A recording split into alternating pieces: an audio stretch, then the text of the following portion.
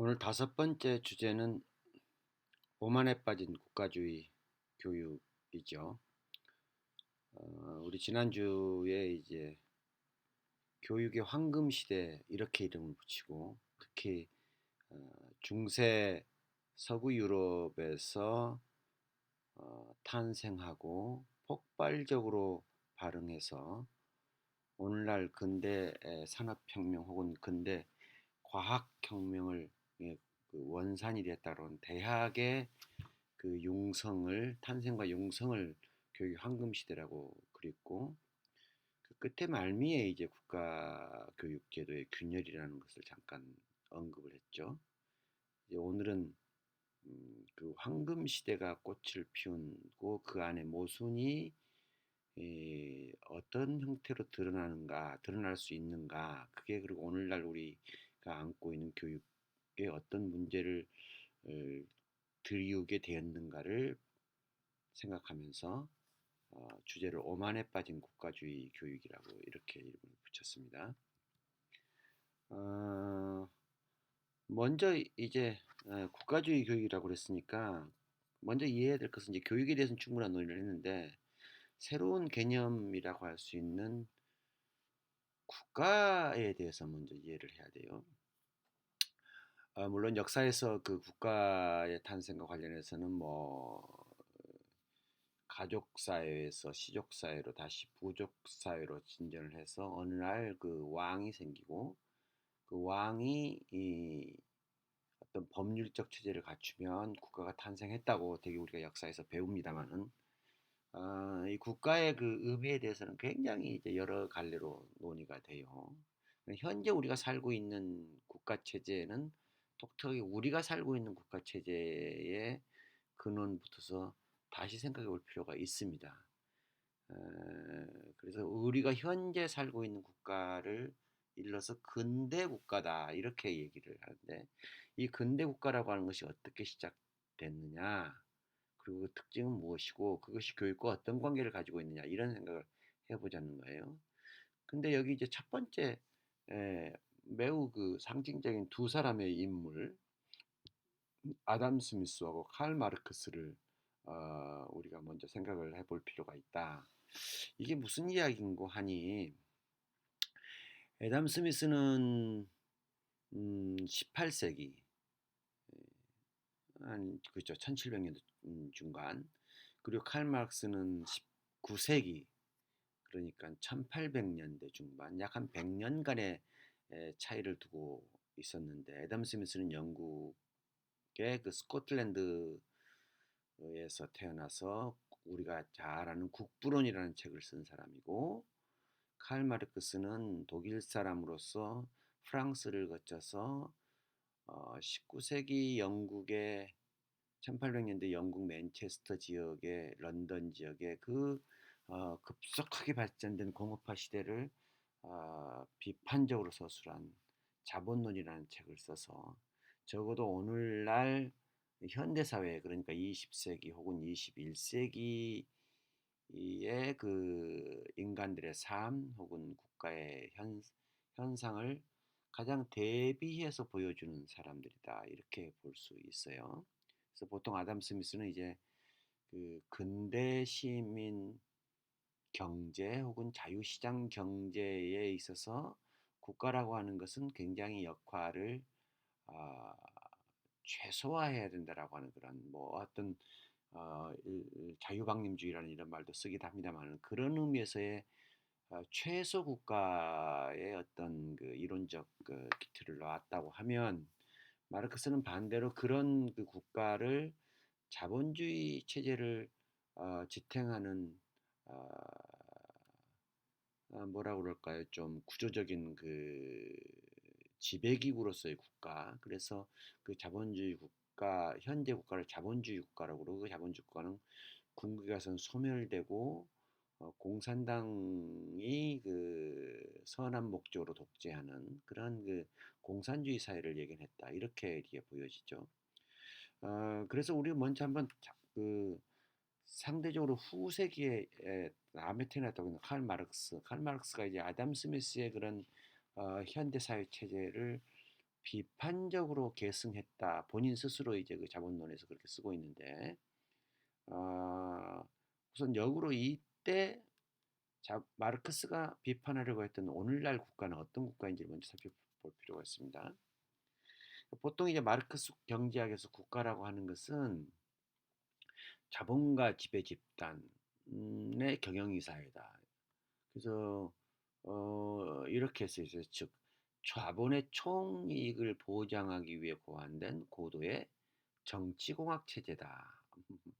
말이 좀 어렵긴 한데, 그러니까 국가라고 하는 것은 현대 사회에서 국가라고 하는 것은 또 보다 더 구체적으로 마르크스적 용어로 보면 현대 자본주의 국가에서 국가라고 하는 것은 자본가 지배 집단, 글쎄 자본가 지배 집단이라고 또 구체적으로 무엇을 의미하는지 굉장히 어렵지만은 보통 상식적으로 예를 들어서 뭐 한국의 대재벌 기업이라든지 혹은 다국적 기업들, 뭐 다국적 기업은 국가를 넘어섭니다만은 그런 어, 재벌 기업들, 대기업들의 이익을 아주 총괄적으로 보장하기 위해서 고안된 일종의 정치 체제이다. 이렇게 이제 정의를 하고 따라서 이런 것은 지배 집단적 이데올로기이기 때문에 언젠가는 소멸되어야 될 것이다. 이렇게 얘기를 마르크스가 어떤 그 이론적 배대를 놨어요.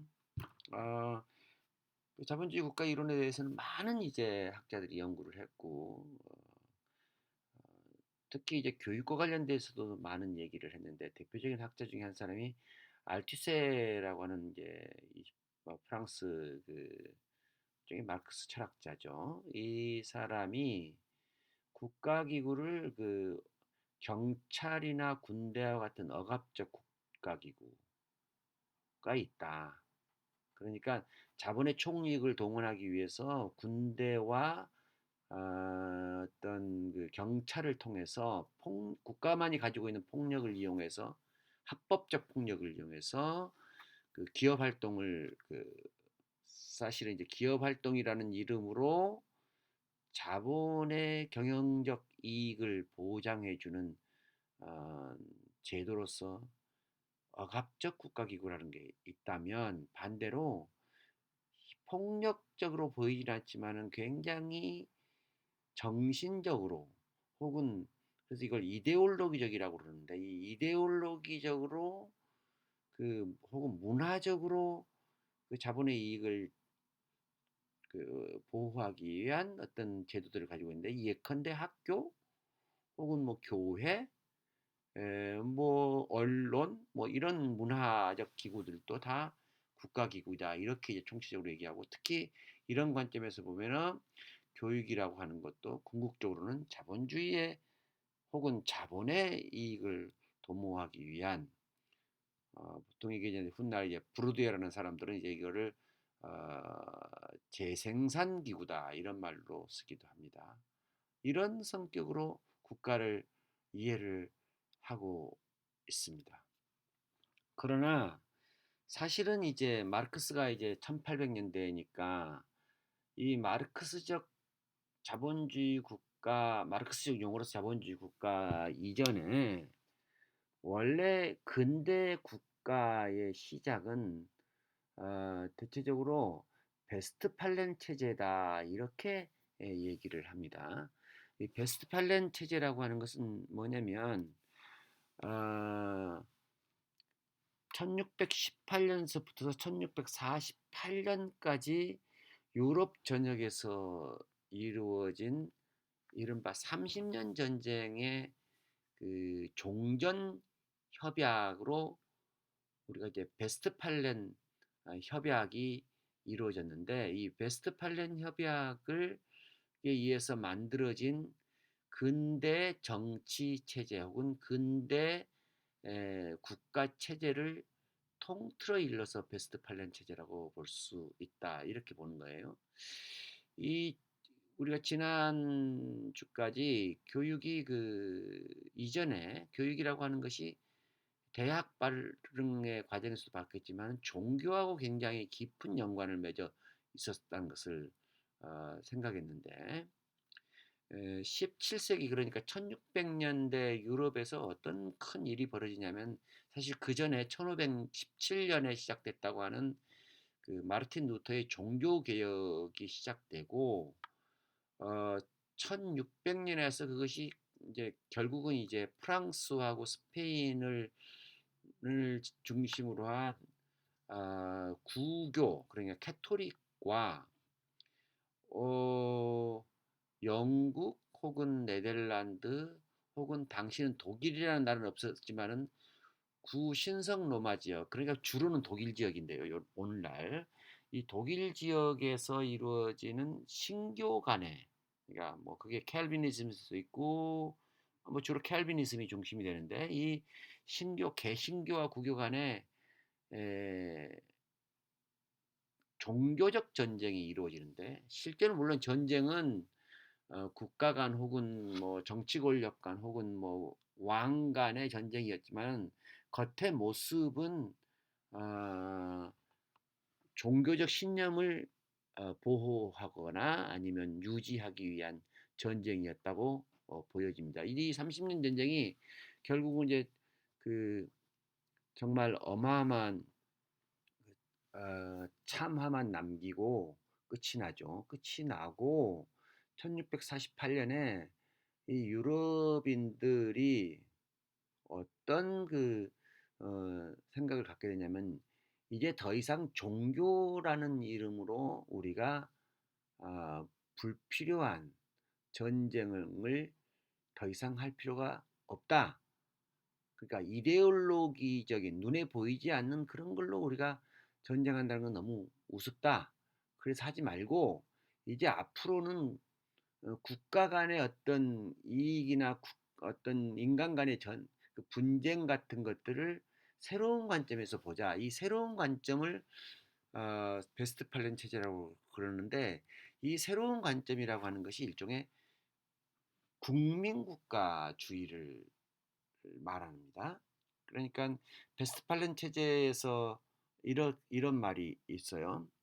그 전까지는 국가 간의 어떤 그 국경이라든지 국가의 어떤 왕을 정할 때 대체적으로 왕이나 국가의 주권은 그 국가 위에 있는 종교적 권위 뭐또 구체적으로 말하면 신성 로마 황제라고 되어 있지만 그 신성 로마 황제들 혹은 뭐 보르봉 왕 프랑스의 루이 왕 혹은 뭐 스페인의 그 필립 왕들도 다 한결같이 로마 교황청의 어떤 신임을 받아야만 하는 그런 시스템이었는데 이제 그것 버리자. 왜냐하면 종교가 이제 신교 국교 간 이제 그 분쟁을 통해서 이제 더 이상 그 전체를 통할하는 종교적 권위가 없어지고 말았죠. 어, 그래서 이제 어떤 원칙을 정하냐면 국가주권, 내셔널 수버린티라고 하는 국가주권을 세우자. 두 번째로 국가는 영토를 갖는다. 그리고 그 영토 내에서 주권을 운영하기 위해서는 국가 정부를 인정을 하자. 그리고 국가 간 분쟁을 조정하는 일종의 국제법 체제를 갖자. 그러니까 국가 간 분쟁도 개인 간 분쟁과 같이 어, 법으로 관할을 하자. 더 이상 뭐 종교적 어떤 재판 가지고 하지 말자. 그리고 무엇보다도 중요한 것이 이런저런 분쟁을 통해서 최종적으로 안 될 때는 다시 말해서 전쟁이라고 하는 행위를 통해서 영토의 경계라든지 주권의 그, 아, 뭐, 침탈 또는 복속, 어, 통합 이런 것들을 정당화한다. 그러니까 그 전까지는 전쟁이라고 하는 것이 인간의 힘에 의해서 전쟁은 인간들끼리 벌이는 거죠. 그 전에는 하나님께서 신께서 뭐 전쟁을 정당화했다면 이거는 이제 신을 대리해서 전쟁을 하는 거죠. 오늘날 마치 ISIS가 성전을 벌인다는 그런 의미예요.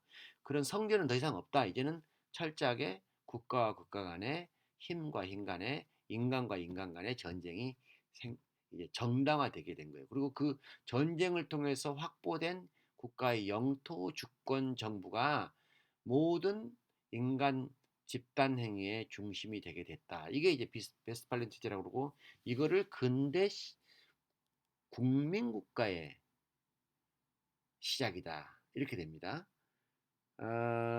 이거 어떻게 된 거냐면 가장 이제 애매한 것이 국가 주권은 그럼 뭐냐라고 할 때 이 국가 주권이라고 하는 것은 국토가 있고 추상적인 주권이 있고 그리고 그것을 구성하고 있는 개개 구성하는 구성원들을 무엇이라고 부르냐면은 국민이라고 부르기로 하자.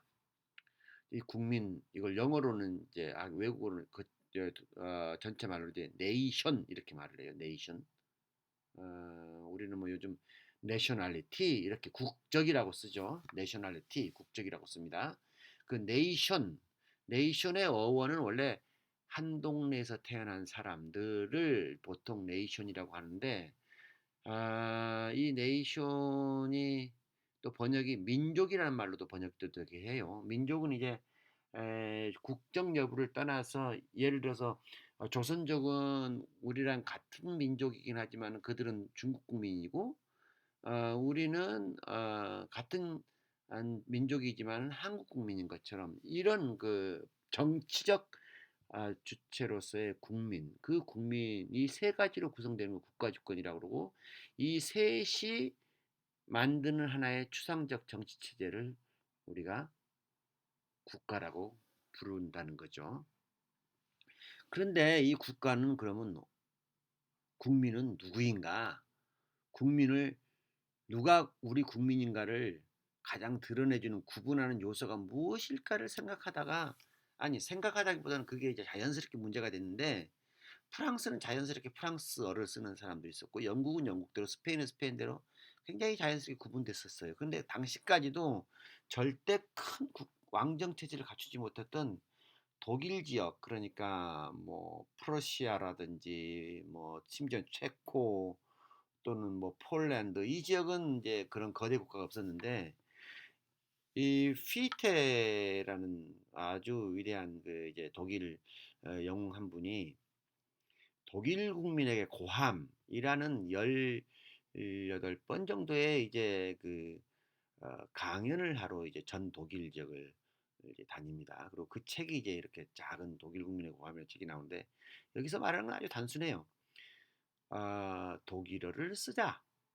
독일어를 쓰는 사람이 독일 국민이다. 실제로 마틴 루터의 종교개혁도 그 핵심 가운데 라틴어나 그리스어로 쓰여져 있던 성경으로는 그 지역에 사는 독일 말을 쓰는 사람들로서는 성경의 하나님적 지식에 근접하지 못했던 거죠. 근데 루터가 그걸 이제 독일 말로, 쉽게 우리 고향 말로 번역을 했고 그것이 구텐베르크에 의해서 확산됐다고 얘기했잖아요.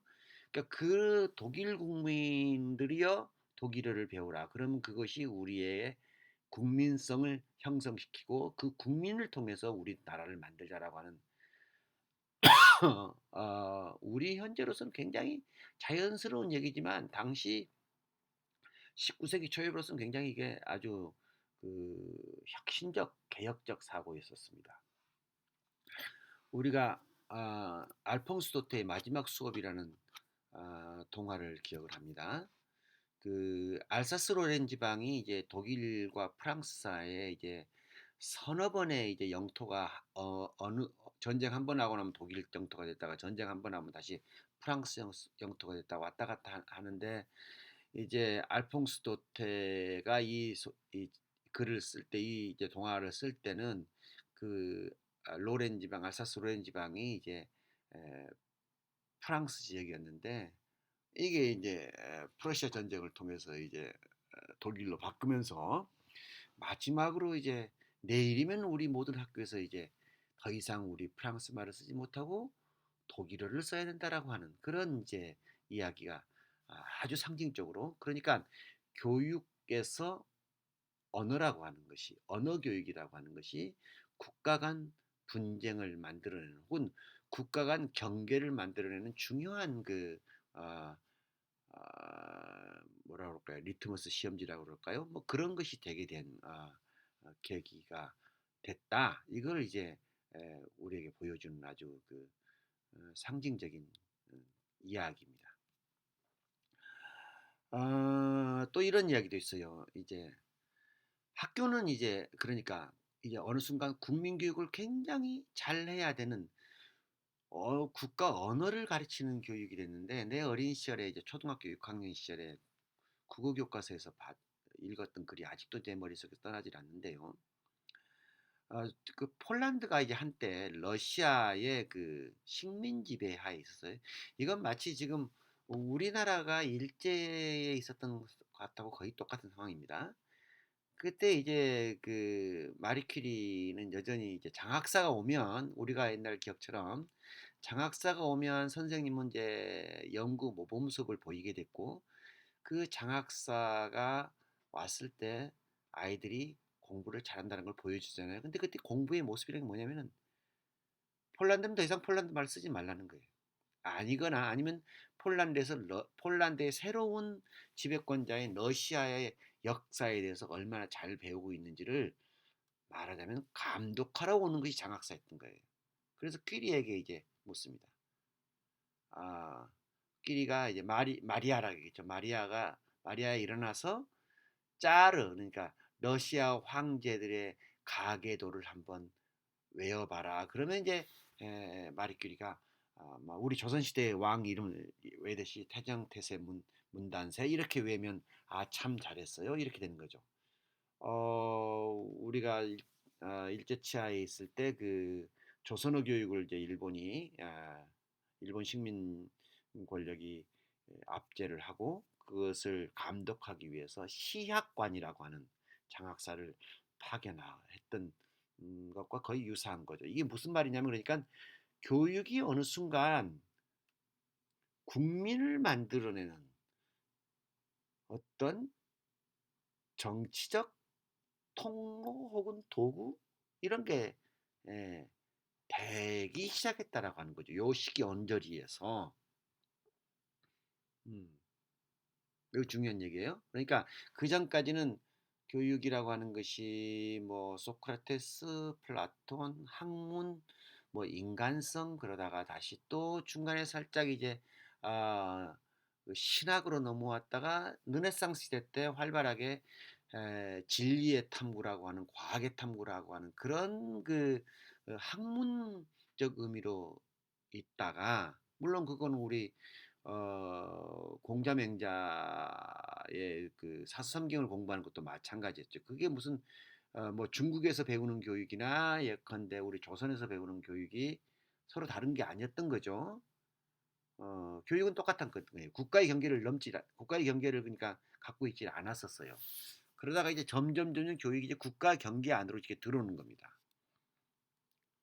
아, 오늘날 지금 미국이 세계의 중심이라고 이제 종종 우리가 얘기를 하잖아요. 그리고 현재 미국에 의한 세계 질서를 팍스 아메리카나라고 그러고 이건 물론 이제 2000년 전 노마에 의한 평화를 팍스 노마나라고 했던 것에 이제 그 현대적 그 용어이죠.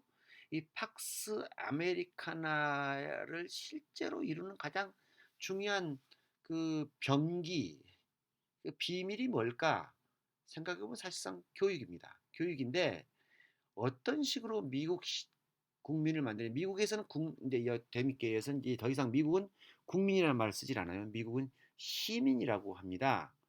그러니까 미국은 뭐 혈연적 질서를 가지고 있지를 않고 누구나가 미국에서 일단 출생하면 속지주의라고 해서 이제 미국의 시민이 되는데 출생하면 자연스럽게 미국말을 배우게 되죠. 이 미국말이 영국말과는 같은 거죠. 사실상 같지만은 그러나 이제 영어인데 미국인들이 쓰는 이제 영어인 거죠.